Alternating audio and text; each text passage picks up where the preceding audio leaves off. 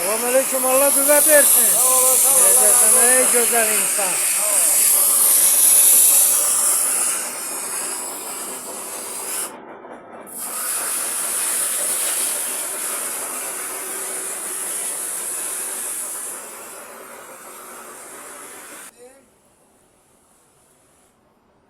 Allah qüvvət versin ey gözəl insan. Allah razı olsun dayı, hoş geldin. Allah var eləsin. Hoş Oy geldin. maşallah oğulsan.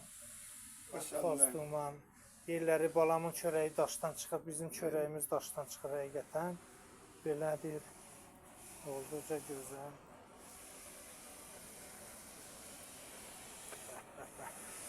Gözəlliyə bax hacı.